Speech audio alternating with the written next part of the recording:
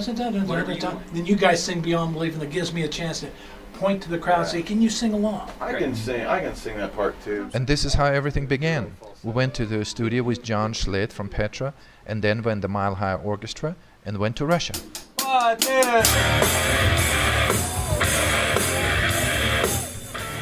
What you see is Gorky Park. Gorky Park is a theme park right smack down in the middle of Moscow. A very prestigious place, and maybe you'll watch some of the movies that were shot at Gorky Park. But it's a theme park similar to the Six Flags in the United States, where a lot of bands are playing and stuff like that. So we got the main stage, and the beauty about the whole thing is that the 9th of May, we have a huge celebration going on. As you know, that was a time when victory over Nazi Germany was proclaimed. A lot of Russian bands came out from all kind of places, different cities, from Siberia, from Ukraine, from Belarus, from Estonia, Latvia, and so on and so forth.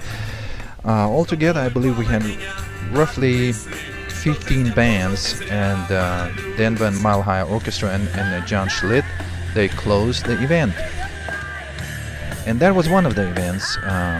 Then after that, of course, we had the actual Dove Awards, or the awards ceremony, which was held in another location. Denver did a marvelous job, and John Schlitt closed the event, and the entire audience was on its feet, singing along with some of the songs that they knew from the Petra era recordings. So it was great.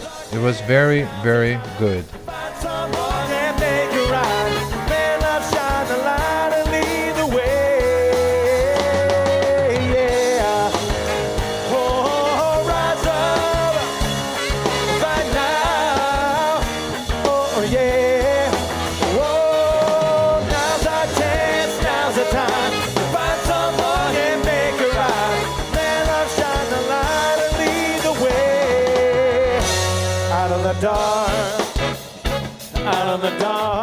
And then we had, right here we can see a concert at the Radio City. It's a club. That was kind of a private concert for the secular media, for the Christian media, secular media, for businessmen and sponsors. And this is where we gave out flags and officially inaugurated our American musicians and friends. They officially became ambassadors of our country in America. A special banquet was put together where members of President Medvedev's cabinet were there, including the leaders of every denomination. They were all under one roof. There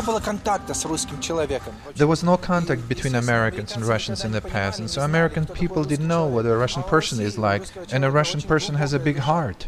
The evening ended by a beautiful crescendo where the American musicians joined the Russian musicians, along with the veterans of the Second World War, by singing battle hymns. John, this is the first time, right? The first time in Russia. Absolutely. You enjoying yourself?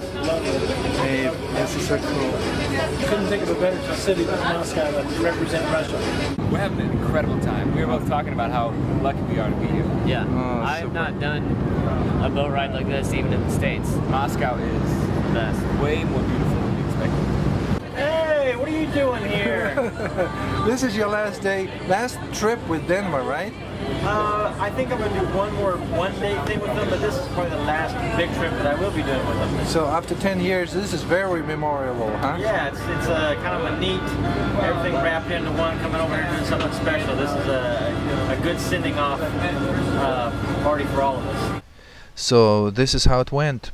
Denver and Mile High Orchestra and John Schlitt from Petra, our American friends, walked everywhere, seen Moscow, and of course we couldn't do this without the support of our friends, the Gospel Music Association in the United States.